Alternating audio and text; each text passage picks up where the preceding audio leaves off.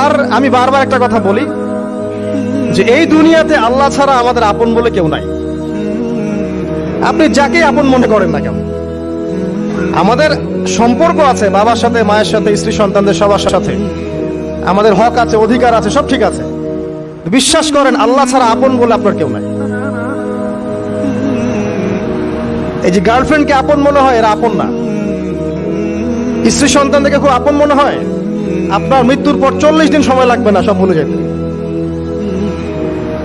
পিতা মাতা ভাই বোন সবাইকে আপন মনে হচ্ছে।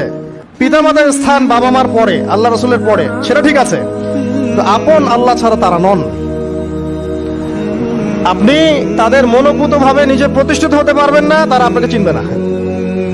বলো সারাটা জীবন তোর পিছনে এত টাকা ঢাললাম, কি করলি? কিছু করতে পারলি না। আবার এখন যারা পিতা মাতা হয়েছেন, সন্তানদেরকে আপন মনে হচ্ছে, দেখবেন এই সন্তানকে আপনি আপনার মনোভূত ভাবে সম্পত্তি দিতে পারবেন না, ভরণ পোষণ দিতে পারবেন না। এই সন্তান বড় হয়ে আপনাকে বৃদ্ধাশ্রমে পাঠিয়ে দিতে পারে, নাউজুবিল্লাহ। অথবা আপনার সাথে এই সন্তানই খারাপ ব্যবহার করবে। আপন মনে হচ্ছে? আল্লাহ ছাড়া কেউ আপন না।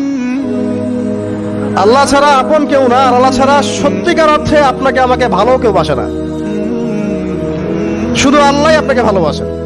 এটা আপনারা হারে হারে উপলব্ধি করবেন যত দিন যাবে ইনশাআল্লাহ। তাই শুধু সেই আল্লাহর জন্যই নিজেকে খালেস করে দেন, আর যার যার হক তাকে তাকে দিয়ে দেন। দুনিয়াতে শান্তিতে থাকার ফিলোসফি বলছি, philosophy of happiness in this হায়াতুদ দুনিয়া, সেটা হচ্ছে যার যার হক তাকে তাকে দিয়ে দেন, নিজের হক আল্লাহর কাছে চেয়ে নেন। আর দুনিয়াকে আপন মনে করবেন না, আল্লাহ ছাড়া কাউকে আপন মনে করবেন না। আপনি সুখে থাকবেন ইনশাআল্লাহ। দুনিয়ার দাসত্ব করবেন, আল্লাহ ছাড়া অন্য মানুষদেরকে আপন মনে করে নিবেন, দেখবেন আপনি পদে পদে কষ্ট পাবেন। কারো কাছে আশা করেন না, কষ্ট পাবেন না। আমি এই প্রসঙ্গে কথাগুলো বললাম যে দুনিয়াকে আপন মনে করতে নাই, আর আল্লাহকে আপন মনে করতে হয়। আল্লাহকে আপন মনে করলে তখন আমার উপর কিছু দায়িত্ব চলে আসে। কি দায়িত্ব? আল্লাহ আমাকে সৃষ্টি করেছেন, রিজিক দিয়েছেন, লালন পালন করছেন, বাঁচিয়ে রেখেছেন, তার হাতে আমার মৃত্যু, তার হাতে সবকিছু। তো এখন আল্লাহ পাকের জন্য নিজের জীবনটাকে খালেস করে নেওয়া, যেভাবে আল্লাহ পাক চলতে বলেছেন সেভাবে চলা, যেগুলোকে আল্লাহ পাক নিষেধ করেছেন বর্জন করা।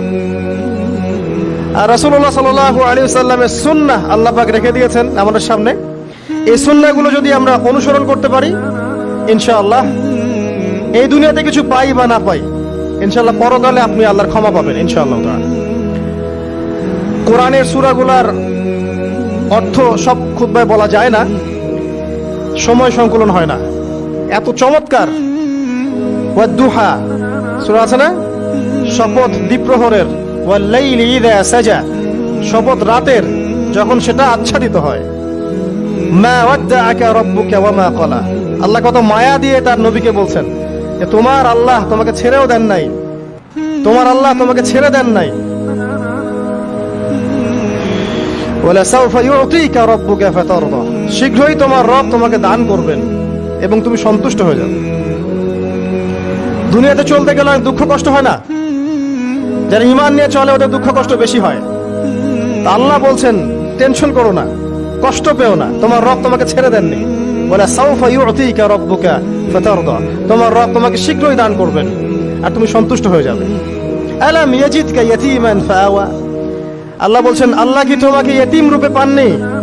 এরপর আল্লাহ কি তোমাকে প্রতিপালন করে বড় করেননি? ওয়াজাদাকা দাল্লান ফাহাদা, আল্লাহ কি তোমাকে পথভ্রষ্ট পান নাই? তোমাকে আল্লাহ পাক হেদায়েত দেন নাই? তো আল্লাহ যে এগুলো করেছেন সে আল্লাহ তোমাকে পরকালে ইনশাআল্লাহ ভালো রাখবেন।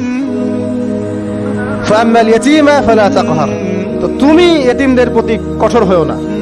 ওয়াম্মা সাইলা ফালা তানহার, কেউ চাইলে তার হাতকে খালি ফিরিও না, ধমক দিও না। ওয়াম্মা বিনিআমাতি রাব্বিকা ফাহাদ্দিস, তোমার রবের এই সমস্ত নিয়ামতগুলো তুমি মানুষের কাছে বর্ণনা করতে থাকো। এর পরের সূরার দিকে খেয়াল দেখবেন, সূরা আলাম নাশরাহ লাকা সাদরাক, মনে হয় দুটো একটা আরেকটার সাথে পেয়ার। আলাম নাশরাহ লাকা সাদরাক, আমি কি তোমার হৃদয়কে প্রশস্ত করে দেই নাই? ওয়াদা'না আনকা ওয়িজরাক, তোমার বোঝাগুলো হালকা করিনি? কাকে বলছেন এগুলো আল্লাহ পাক? রাসূলুল্লাহ সাল্লাল্লাহু আলাইহি ওয়াসাল্লাম। তো যে মানুষটা জান্নাতে যাবে নিশ্চিত, এবং যিনি জান্নাতের দরজা না খুললে জান্নাতের দরজা কারো জন্য খোলা হবে না। যে মানুষটা হচ্ছে ভদ্র, স্মার্ট, বিচক্ষণ, কোনো মানুষ পৃথিবীতে নাই। সকল ধর্মের মানুষ মানে এটা। কিছু আছে শয়তান, মানুষ টুবি শয়তান, এরা মানে না, বাট দেখবেন ম্যাক্সিমাম মানুষই মানে, হোক সে ইহুদি বা খ্রিস্টান বা হিন্দুইজম বা মুসলিমরা তো মানেই, সবাই মানে। এই মুহাম্মদ সাল্লাল্লাহু আলাইহি ওয়াসাল্লামের মতো স্মার্ট, বিচক্ষণ, ভদ্র, সুচরিত্রের মানুষ পৃথিবীতে কোনোদিন আসেও নি, আসবো না। তো সেই নবীর জীবনটা আপনি পড়ে দেখবেন, আর রাহিকুল মাকতুম বইটা, যে চড়াই আর উতরাই, খালি দুঃখ, কষ্ট, যন্ত্রণা, লাঞ্ছনা, কন্টিনিউয়াসলি। আমাদের নবী সাল্লাল্লাহু আলাইহি ওয়াসাল্লাম তো 1 মাস শান্তিতে ঘুমানো নাই নবী হওয়ার পরে। যখন তিনি মারা যান, ফাতিমা রাদিয়াল্লাহু আনহার কথা মনে আছে না? কানে কানে কি জানি বললেন। তখন আমাদের নবী একটা কথা বলেছিলেন, আমি এই বয়সে সে কথাটা বুঝি, মাদ্রাসা লাইফে, ইউনিভার্সিটি লাইফে বুঝিনি। নবীজি বলেছিলেন তার মেয়েকে, ফাতিমা রাদিয়াল্লাহু আনহা তার কষ্ট দেখে কান্নাকাটি শুরু করলেন। আমাদের নবীজি তাকে কাছে ডেকে বললেন কানে কানে যে কি জানি একটা বললেন। তারপর ফাতিমা রাদিয়াল্লাহু আনহা চুপ করে গেলেন। তো পরে জিজ্ঞাসা করা হলো কি বলেছিলেন, তিনি বললেন আল আব্বাজান বলেছেন আজকের পর তোমার আব্বার কোনো কষ্ট থাকবে না, আর তুমি আমার পরিবারের মধ্যে সবার আগে আমার সাথে সাক্ষাৎ করবে। এই যে আজকের পর আমার আব্বার আর কোনো কষ্ট থাকবে না, এর মানে বোঝেন, মানে সারাটা নববী জীবন কত যে কষ্ট নবী সাল্লাল্লাহু আলাইহি ওয়াসাল্লামকে সহ্য করতে হয়েছে। আজকে জান্নাতে যাওয়ার দিন, আজকে আর তোমার আব্বার কোনো কষ্ট থাকবে না। এই মানুষটার যদি এই অবস্থা হয়, তাহলে আমরা কি? আল্লাহ পাক সেই মানুষটাকে এই সূরা দুটো শোনাচ্ছেন, আমি কি তোমাকে এতিম পাই নাই, তোমাকে পথভ্রষ্ট পাই নাই, হেদায়েত দেই নাই, ভরণ পোষণ করিনি, আমি আল্লাহ তোমাকে ছেড়ে দেই নাই, শীঘ্রই তোমাকে দান করব, হ্যাঁ, তোমার বোঝাকে আমি হালকা করিনি। ফাইন্না মাআল উসরি ইউসরা, ইন্না মাআল ইউসরি ইউসরা। কষ্টের সাথেই স্বস্তি আছে, নিশ্চয়ই কষ্টের সাথেই স্বস্তি আছে। ফাইদা ফারাগতা ফানসাব ওয়া ইলা রাব্বিকা ফারগাব। যখন তুমি অবসর পাবে তখন তোমার রবের দিকে একনিষ্ঠ হও। এটাই বলতে যাচ্ছি আমি আপনাদেরকে, যে আমাদের উচিত শুধু আল্লাহর দিকে একনিষ্ঠ হওয়া। তাদেরকে নিয়ে এই দুনিয়া, আমাদের মা বাবা, ভাই বোন, আত্মীয় স্বজন, স্ত্রী সন্তান, এরা সবাই যে যার হক চাচ্ছে। তাদের হক দিয়ে দেন, আপনি খুব ভালো। দিতে পারবেন না, আপনি ভালো না। সারাটা জীবন করতে থাকেন, দেখবেন একদিন দিতে পারেন নাই, সে আপনাকে চিনবে না। নবী সাল্লাল্লাহু আলাইহি ওয়াসাল্লাম বলেন এই কথাগুলো, জাহান্নামে যাওয়ার কারণ এগুলো উল্লেখ করেন নাই। কিসের আত্মীয় আর কিসের আপনজন আর কিসের অফিসের বস আর কিসের কি, সবাই সবার স্বার্থ নিয়ে পড়ে আছে। শুধু একজন সত্তা আপনার কাছে স্বার্থ চায় না, সে কে? আল্লাহ পাক। এটা যদি বুঝতে পারেন তাহলে দেখবেন মনটা আল্লাহর দিকে নরম হয়ে যাবে। আর মুসলিমদের এখন এই মানসিক আত্মশুদ্ধিটা বেশি দরকার। আমরা কেন যেন অস্থির জাতি হয়ে গেছি এখন, একটা মানসিকভাবে শান্তি নাই আমাদের মধ্যে। খেয়াল করে দেখবেন সারা দিন দুশ্চিন্তা, দুর্ভাবনা, পেরেশানি। নামাজে আসি তাও মনে হয় যত তাড়াতাড়ি নামাজ শেষ করতে পারলে বাস। 5 মিনিট 4 রাকাত নামাজ, আর ইমাম যদি ভুলে 10 মিনিট পড়ায় তো চাকরি নট। খতিব খুতবা দিবে 30 মিনিট ঘড়ি ধরে বলে দিবে, ভুলে যদি 10 মিনিট বেশি দিয়ে ফেলছে, আজকে আসছেন ভালো কথা, হাদিয়া নিয়ে যান, পরের দিন আর আসেন। অস্থির। অস্থিরতার কারণ দুনিয়ামুখিতা, আল্লাহ থেকে দূরে থাকা। অস্থিরতার কারণ কোরআন থেকে দূরে থাকা।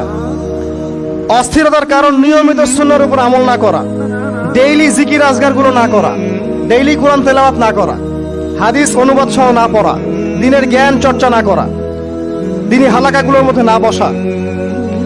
অস্থিরতার অনেক কারণ, টাকা পয়সার পিছনে ছোটা, বাড়ি গাড়ি স্ট্যাটাসের পিছনে ছোটা, এবং এই লোভ, এই লালসা আপনাকে স্থির থাকতে দিবে না। অস্থিরতার কারণ এই যে আমরা বলি মেটেরিয়ালিজম, আমরা বলি বস্তুবাদিতা, এগুলো অস্থিরতার কারণ। এগুলো কখনো আপনাকে স্বস্তি দিবে না। আপনি যত দৌড়াবেন দুনিয়ার পেছনে, দুনিয়া আপনার থেকে তত পালাতে থাকবে। আর আল্লাহ পাক বলেছেন, হে আদম সন্তান, আমার ইবাদতের জন্য সময় বের করো, আমি তোমাকে 2টা জিনিস দিব। 1 নাম্বার, তোমার হাতকে আমি সচ্ছলতা দিয়ে ভরে দিব।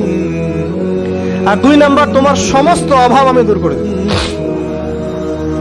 যে ব্যক্তি আল্লাহর জন্য সময় দেয়, আল্লাহর জন্য বাঁচে, আল্লাহর জন্য মরে, সব কাজ আল্লাহর সন্তুষ্টির জন্য করে, দেখবেন ও মনের মধ্যে শান্তি আছে।